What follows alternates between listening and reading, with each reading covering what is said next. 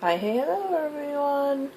So, today I'm going to be doing a Friday 5 video, which I know it's Sunday, but I didn't get the chance to do this on Friday, so we're going to do it now. And the Friday 5 is a video series created by Sarah Crawford where we talk about music, be it music videos, your favorite songs with colors in the title, your favorite bands, etc. So, September is, or this September at least, is a grab bag month. Now, my original idea was just to do, like, singers or bands and list songs by them that I liked, like we did, like, a month or so ago. But I was like, I kind of want to do something a little bit different. So, I'm here to talk about 5 albums that I changed my mind about. Now, these are all from bands/singers that I like, but these particular CDs, while I love them, I feel a better connection to them. I like them a little bit better now, maybe I'm more used to them, etc.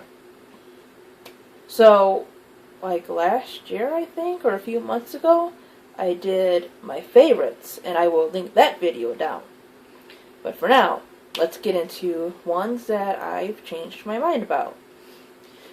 So, at number 5, and unfortunately right now I only have 2 of them to show you on hand. So, at number 5, I have picked American Doll Posse by Tori Amos. Now, Tori is somebody that's been around for a while. She's been around since the early 90s, like really significantly.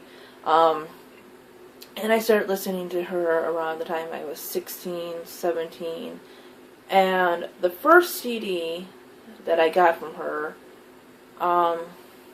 was actually a collection called Tales from a Librarian, which was, basically like a greatest hits kind of thing.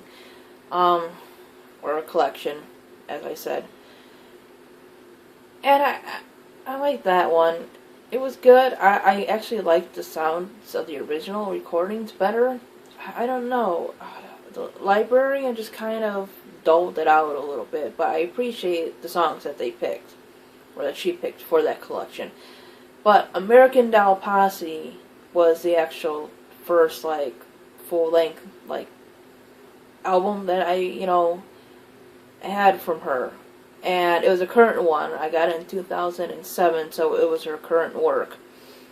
And it was a lot different, obviously, from her early 90s stuff, or even her early 2000s. Well, I can't really say that because it was 2007, but like 98 to 2000 kind of thing, you know what I mean.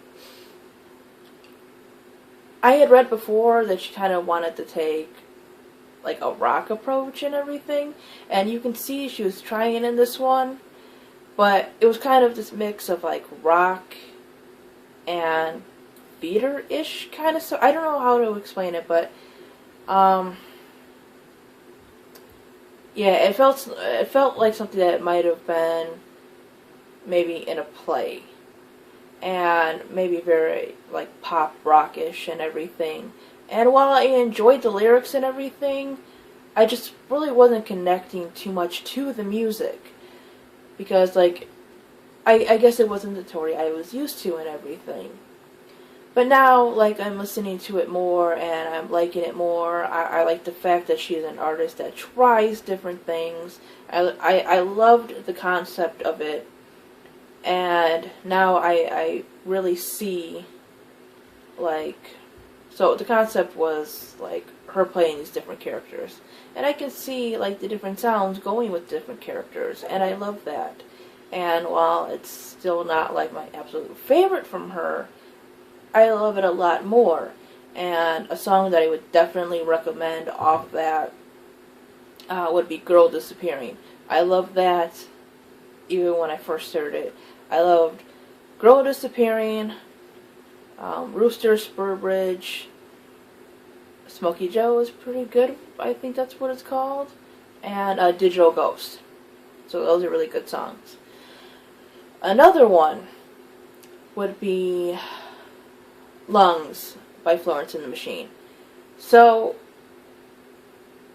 it's not that I disliked Lungs, it didn't capture me right away. It didn't capture me in the way that Ceremonials did. And maybe that's just because I was kind of going through a lot of issues and stuff. And Ceremonials was, kind of heavier and more, I guess, darker in a way. But there's something about Lungs that is so refreshing, I guess. It's a great debut. It's a little bit more lighter in sound. It's a little bit more earthy, and I think that's what I love about it. It sounds like very light-hearted spirituality. My Boy Makes Coffins, great song. I'm a person for metaphor, and I just love guitars and strings and all that, and Florence and all their music is just fantastic with all that stuff. But Dog Days Are Over, that one, it's just a fun song.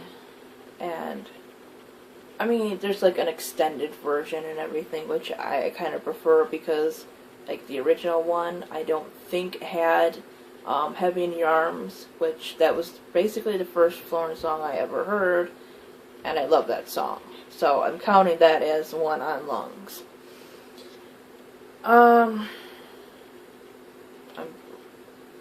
Kiss It With a Fist. Yeah, that one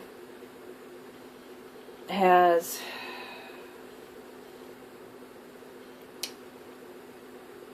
I don't know how to describe it. It's kind of heavy, maybe a little punk-ish kind of stuff, which I love that one too. The lyrics in there. It's one of those ones that are kind of dark, but kind of put into a fun way, which kind of makes it darker. Then, at number 3, I picked Brand New Eyes by Paramore. Now, I've always loved Riot, and I still love Riot, but I don't know, there's just something about Brand New Eyes that kind of grew on me. I loved I love All I Wanted. I love how it just kind of starts basic, like just basic kind of love song, and then just kind of grows, and how her voice is in that one, and then of course there's Brick by Boring Brick. I just, once in a while you've got to have those powerful songs and everything that are just kind of angry, and Paramore is just a fun band, but they also have those, heartfelt moments and everything that I love. And I don't know, it seemed a little bit heavier, a little bit angrier on this CD, but you still felt that emotion.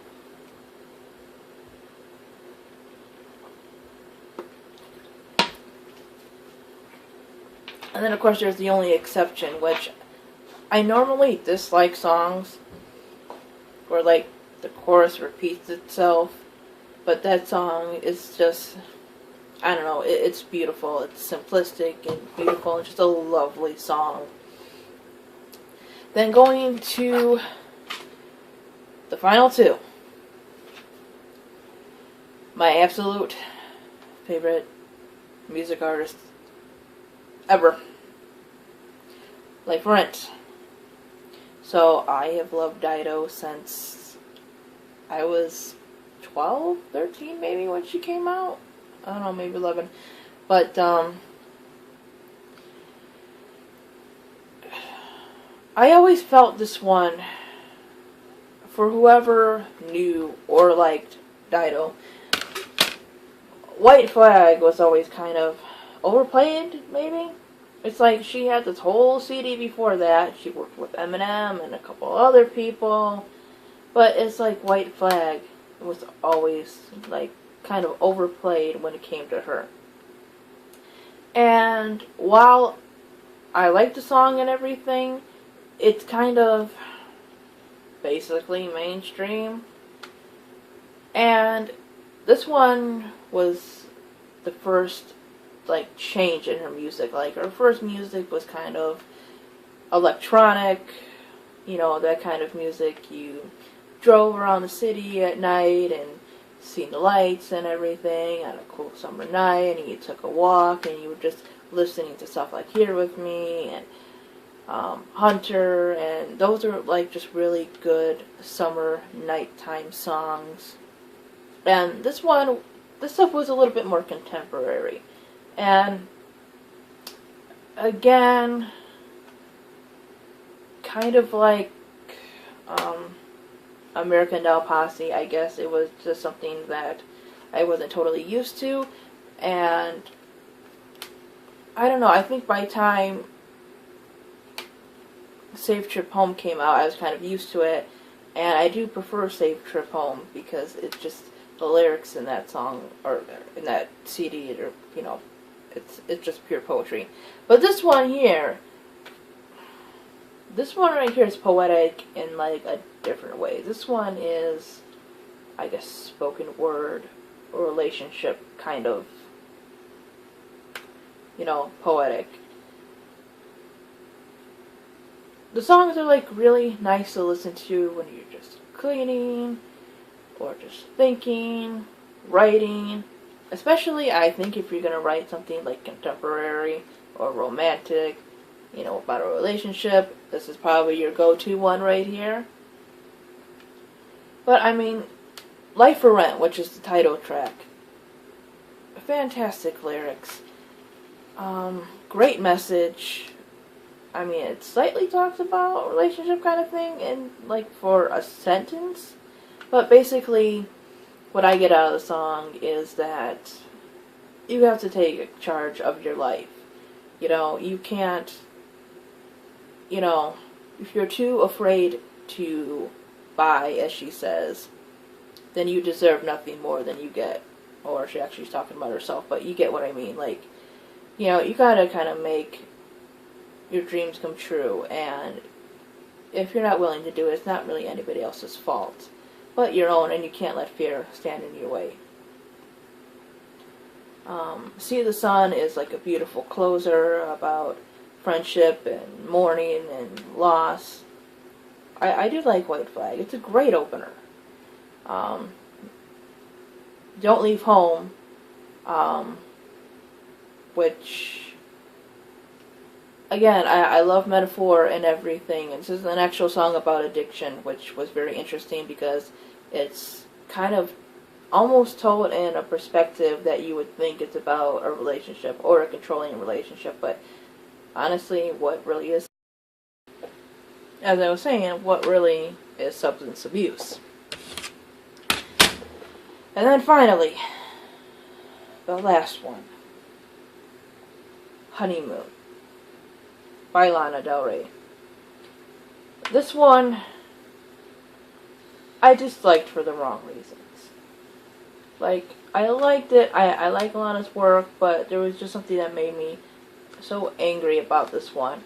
And it was mainly because of her right here. See,